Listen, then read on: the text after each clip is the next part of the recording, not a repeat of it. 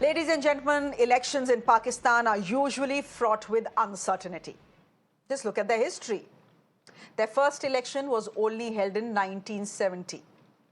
In the last 76 years of its independence, Pakistan has had 29 prime ministers and not one has completed a full term.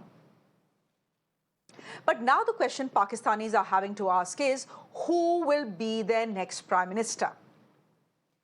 Elections held last Thursday have thrown up a hung house. Independents backed by Imran Khan's PTI have got the most seats. But there are hectic parleys currently underway between Nawaz Sharif and Bilawal Bhutto to form the next government. And so the political uncertainty continues. Imran Khan is in jail. Question is, will all independents come together with smaller parties and form a government? Will the current army favourite Nawaz Sharif make it to the top job for a fourth time? Or will it be kingmaker Bilawal Bhutto, who is asking for his pound of flesh from Nawaz, be the next prime minister? Because that's what he's saying. If you want my support, Mr. Sharif, you'll have to make me PM. Or of course, there's always the last resort. Will the army step in once again? Truth be told, the military has been in charge for nearly half of Pakistan's 76-year-long history. Since 1947, Pakistan has been ruled by 4 different military rulers after 3 different military coups. Now, it will be very fair to say that elections in Pakistan are anything but free and fair. It's a bit of a tradition there. Right before Thursday's vote, mobile internet was shut off. Yet videos of booth rigging had gone viral. In fact, courts are flooded by independent candidates who have lost elections. They are saying there was rigging underway. Take a look at how the numbers look like right now in Pakistan. It's important to understand these numbers because that will give us an indication of who probably could be leading the next government in Pakistan. It's an important question for India as well. The National Assembly in Pakistan is 336 strong, but the country votes to elect 266 members. So let me just make it clear once again. It's 336 strong, but the country actually votes to elect 266 members. To become Prime Minister of Pakistan, you need a simple majority of 169. So 169 is the magic figure. Imran Khan's PTI, candidates backed by the PTI, have won 101 seats. It's the latest we are getting from the Election Commission in Pakistan. As you know, Mr. Imran Khan himself is in jail on various charges, serving a sentence of at least 14 years. Nawaz Sharif-led PMLN, that was supposed to coast to victory, has secured just 75 seats. Bilawal Bhutto's PPP, or Pakistan People's Party, has won 54 seats, which means no party has a clear majority. But that is not stopping rivals Nawaz Sharif and Imran Khan from declaring victory. Just listen in to what they are saying. बहुत खुशी की बात होती कि हमें पूरा mandate मिलता और हम अक्सरियत पार्टी बनते और गवर्नमेंट बनाते। अगर ऐसा भी होता तो हम बाकी अपनी इत्तेहादी पार्टियों को भी दावा देते कि आप भी हुकूमत में हमारे साथ शामिल हो जाएं और आप हमारे साथ चले।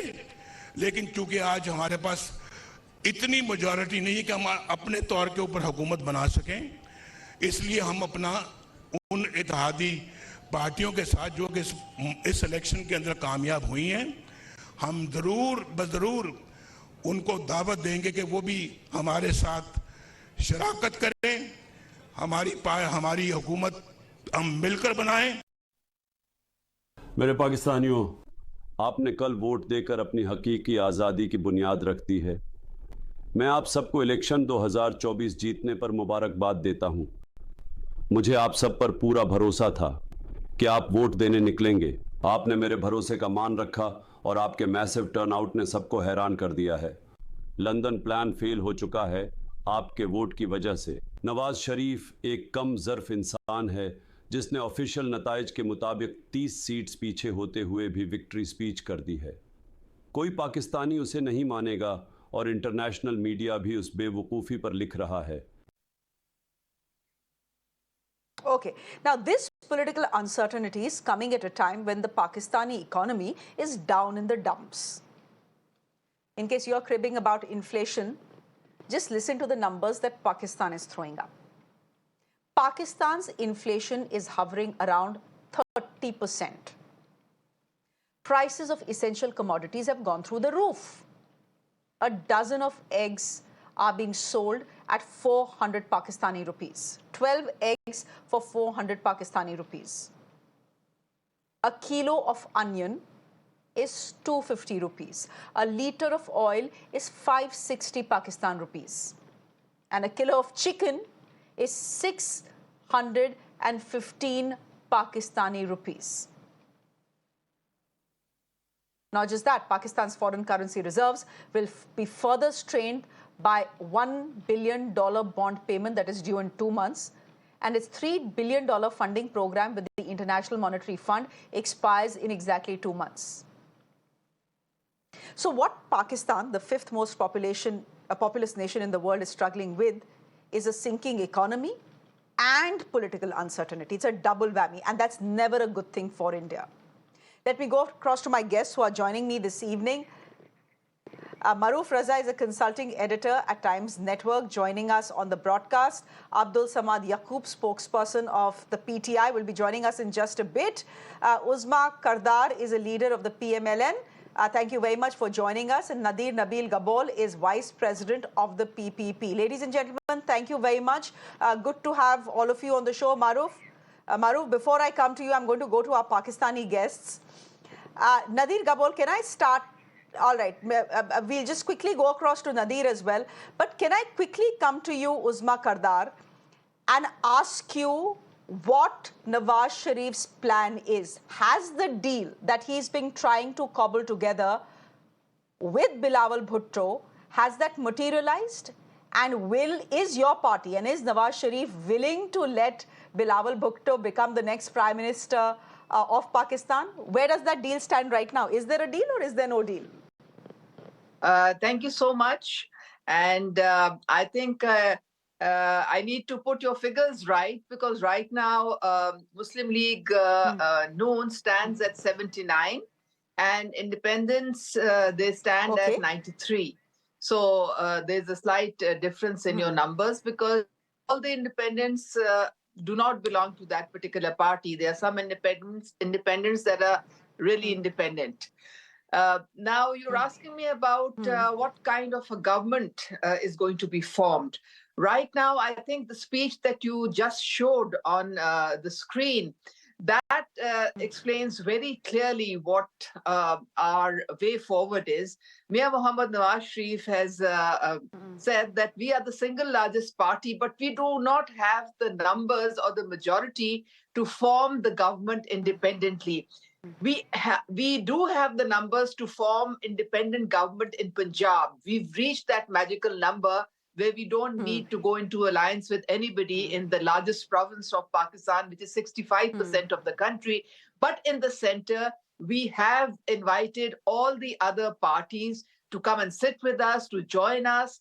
And, we are open to negotiation, because we will have to move together to form the government.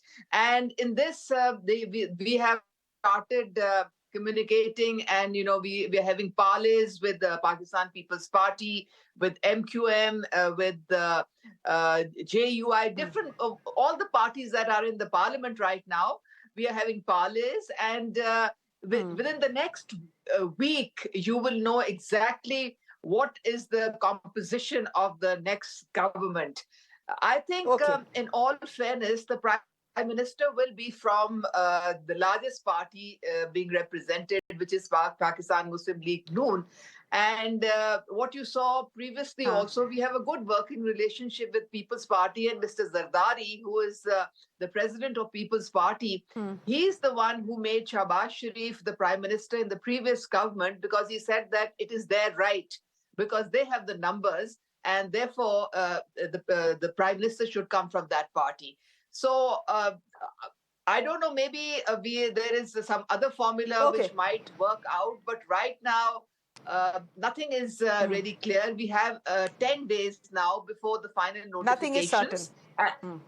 Yeah. So in the next 10 days, Just to tell our viewers in India, Uzma, I just want to tell our viewers in India that Pakistan's constitution says that you have to have a government, you have to form a government within 3 weeks of the elections. In this case, that will be the end of the month, which is 29th of February. So on 29th of February or before that, Pakistan needs to have a government. Uzma Kardar is saying that that the Sharifs, that the PMLN is open to negotiations with everyone. Interesting that you named everyone, but you didn't name the PTI.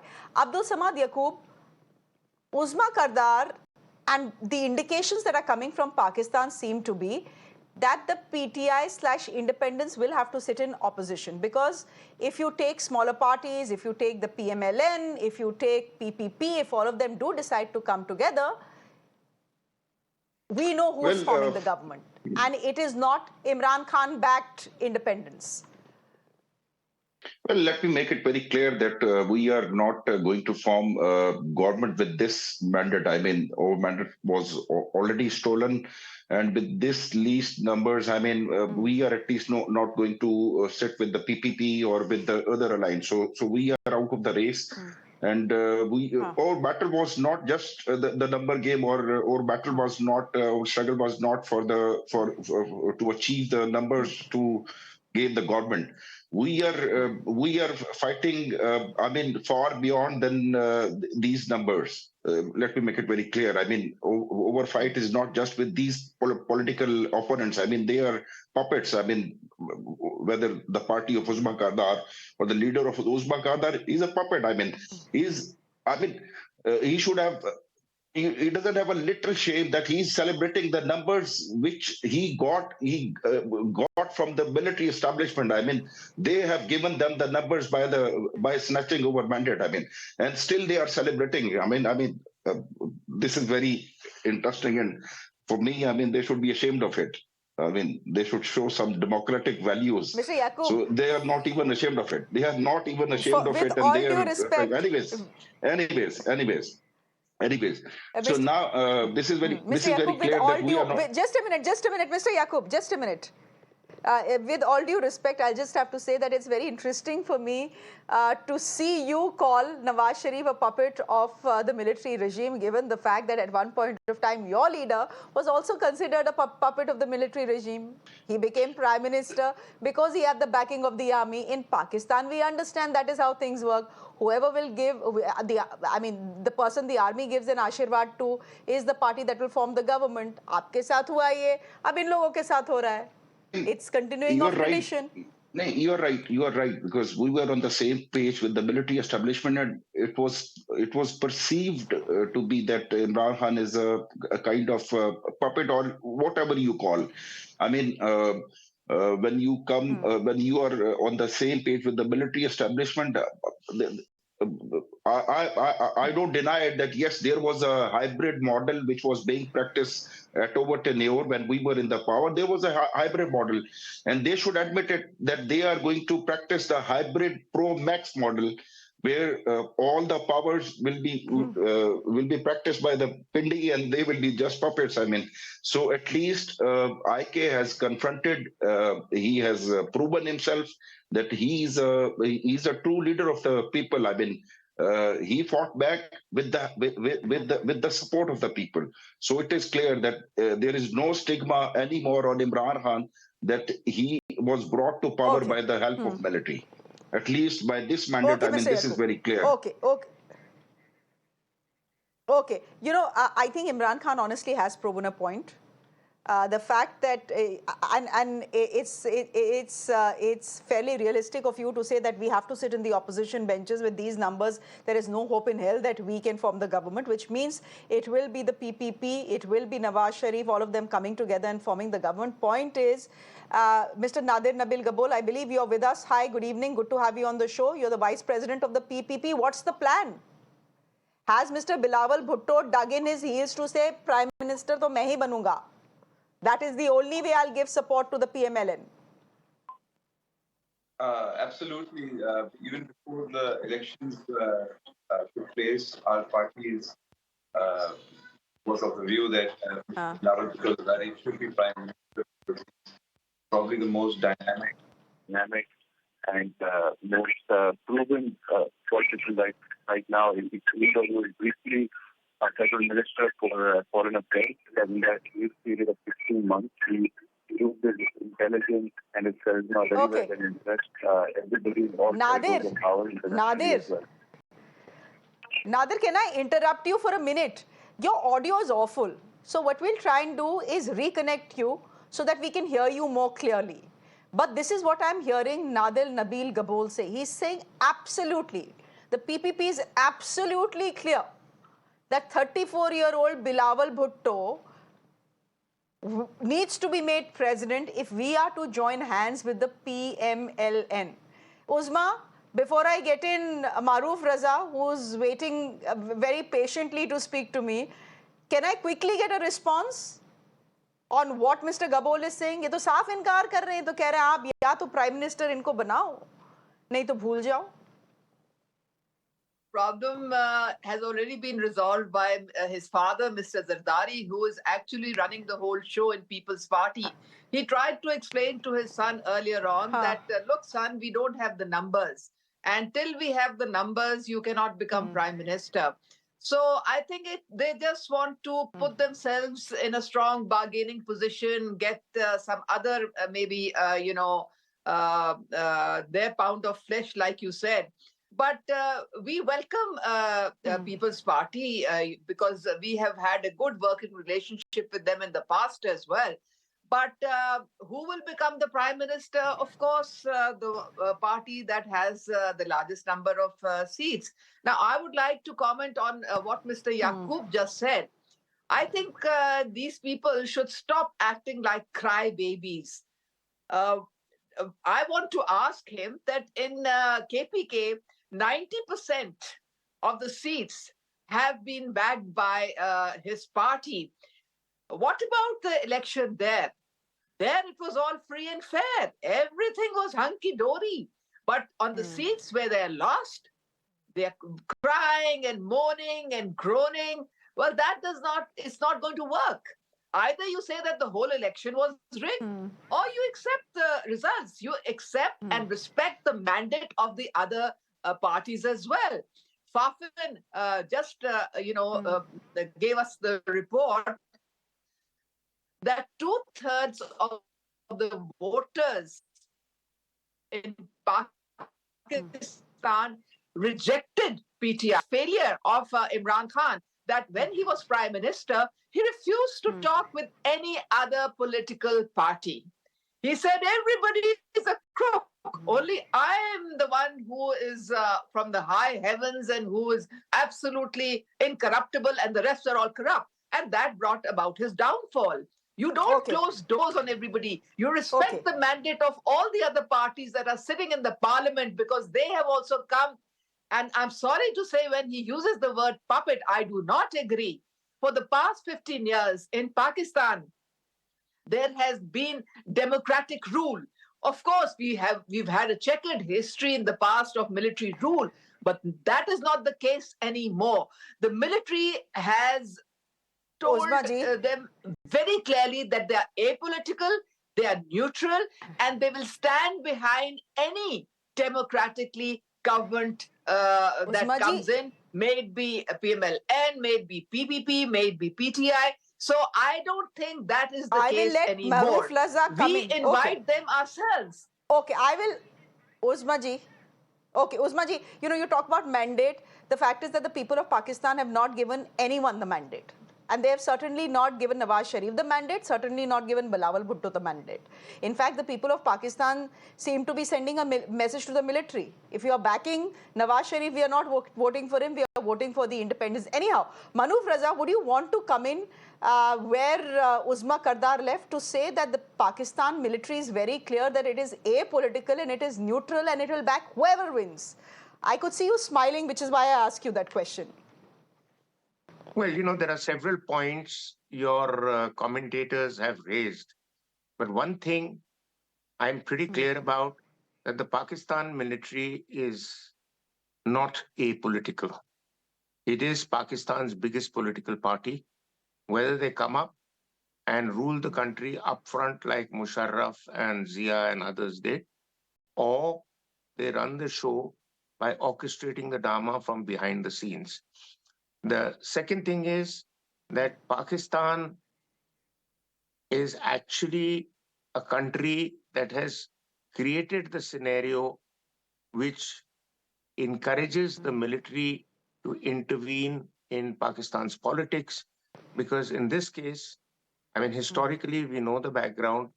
The military has come in every time the politicians have made a mess of Pakistan. One of the reasons why military intervention started in Pakistan in 1958, because for 7 years before 1958, they had 6 prime ministers.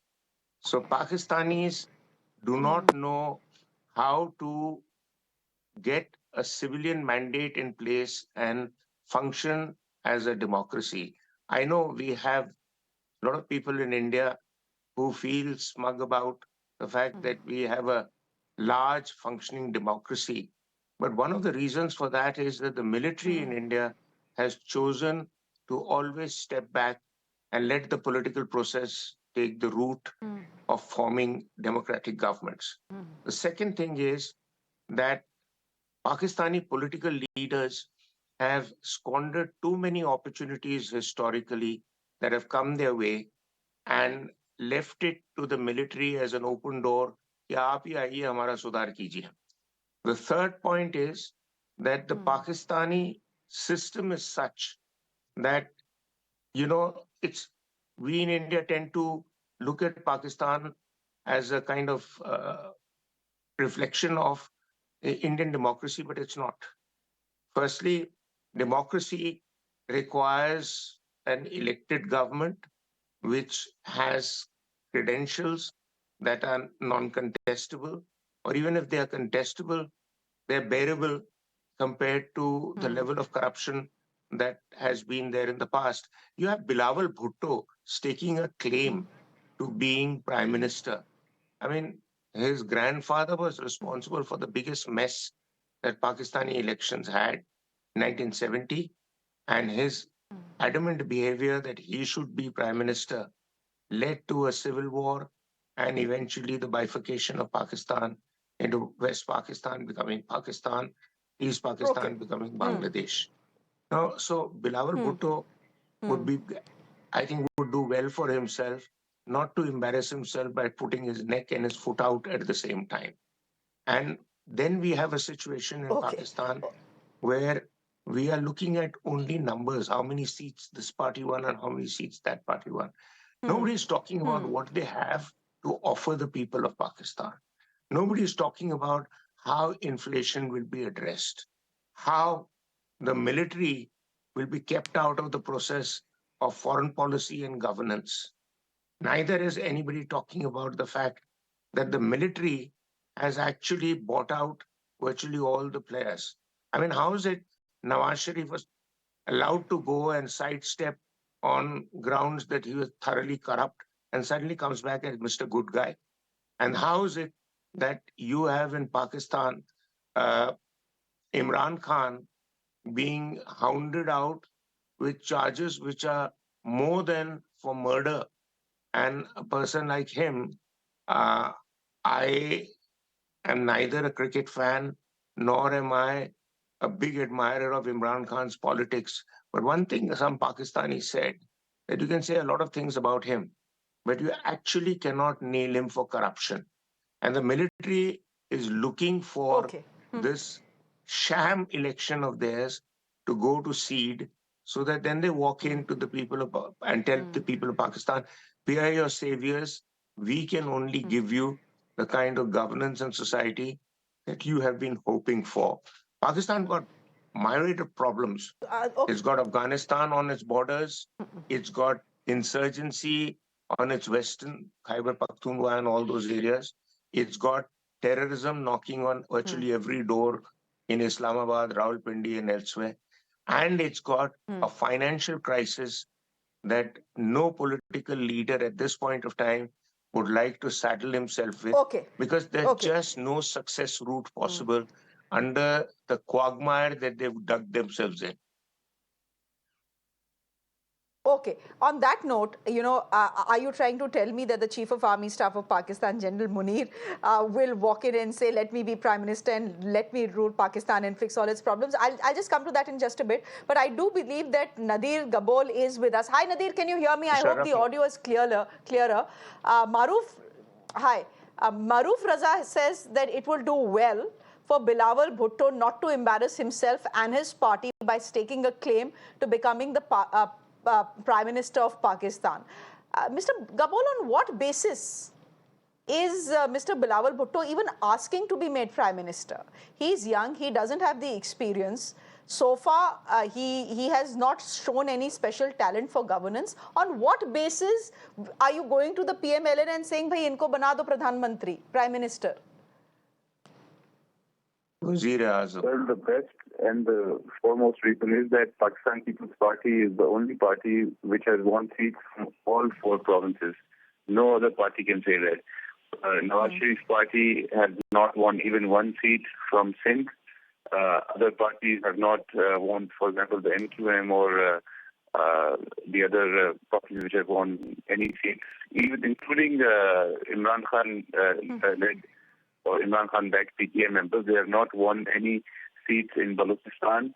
So Pakistan People's Party's biggest claim to the Prime Minister's seat is because it is the only party which is represented in all 4 provinces, and Pakistani Kashmir, which we call Azad Kashmir, as well as Gilgit-Baltistan. So what that reason then that can be? Okay. Other than that, another good reason is that Bilawal Bhutto Zardari Saab performed really well as foreign minister. He managed to get Pakistan out of the fat of grey list. He re-established our relationships with not only the Gulf countries but with the West and other partners.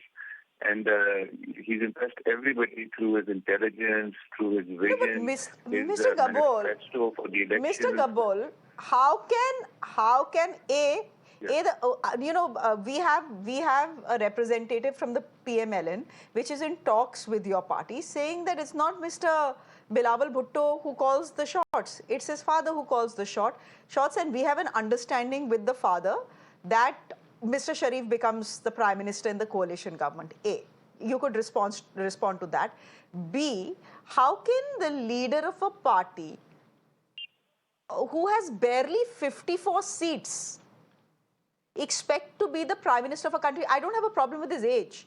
Across the world, you have leaders who are 34, 35, 36 who are becoming Prime Ministers of countries, say, for example, in France. So can it happen in Pakistan? Sure, it can happen in Pakistan. But as I said, Mr. Bhutto hasn't shown any extraordinary talent, based on which other parties will even consider making him the Prime Minister. If he had the experience, maybe, if his track record was stellar, maybe. But under the current circumstances, it's asking for too much. Well, to respond to the first question that you asked, or in fact the first point that you raised about our fellow panelists who's from the PMLN saying that it's Mr. Bilawal's father who calls the shot. Well, of course, he's the president of the Pakistan People's Party parliamentarians, and obviously he's our chairman's father, and our chairman holds him in high respect as far as father-son relationship is concerned. But even Mr. Asif Zardari Saab has clearly stated, because there was a meeting of the Central Executive Committee held before the elections, and in that meeting, the party unanimously declared Mr. Bilawal Bhutto Zardari as our party's official candidate for the Prime Minister seat. So, Mr. Zardari, others obviously agreed to this. Uzma Kardar, you're being contradicted by the PPP spokesperson here. You're being contradicted by the PPP spokesperson here, who's saying it's not just Mr. Bhutto, it's even Mr. Zardari who's saying, "Nahi, mere bete ko hi bana Wazir-e-Azam." You see, actually, the thing is that this was their election slogan. Now, in the election, every party nominates one person as the PM of their party. But that is conditional.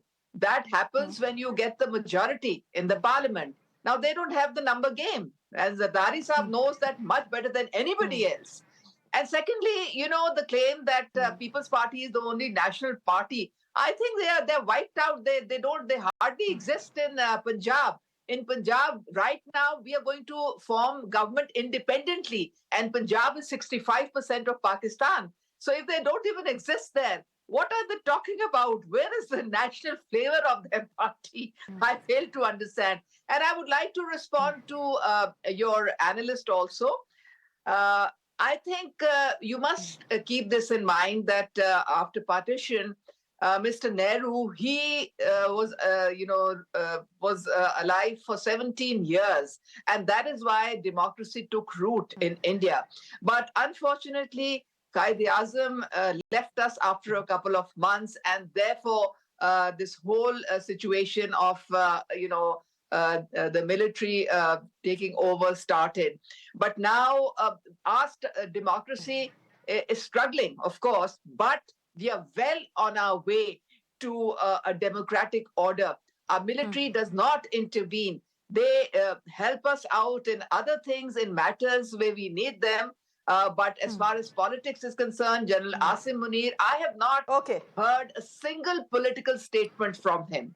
He just says that Pakistan needs to become one nation. We have to, check the polarization here, and we have to make sure that there is no hate culture, and we have to think as one nation, and we have to restructure our economy. Our economy is the greatest challenge, and this is how Mia Mohammad Nawaz Sharif also perceives. He was so worried. Now, you see, we talk about, if your guest, I think I'll send him a copy of our manifesto.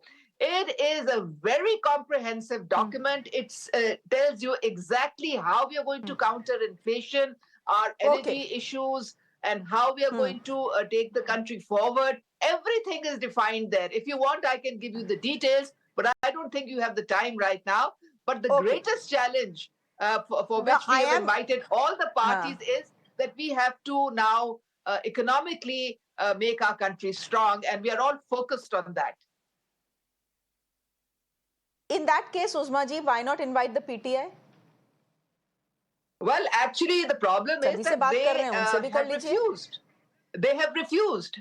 They don't want to sit with anybody. They've openly, their chairman, current chairman, has openly declared that we are not going to sit with the Muslim League Noon. We are not going to sit with People's Party. So what do you do?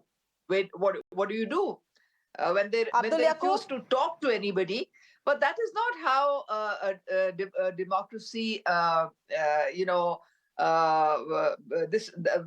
not how you act in a democratic Can I country. quickly get a response from You can't close doors for anybody. Let me get you have to keep your doors open. Okay, fair point. Abdul Samad Yaqub, would you want to respond to what Uzma ji is saying?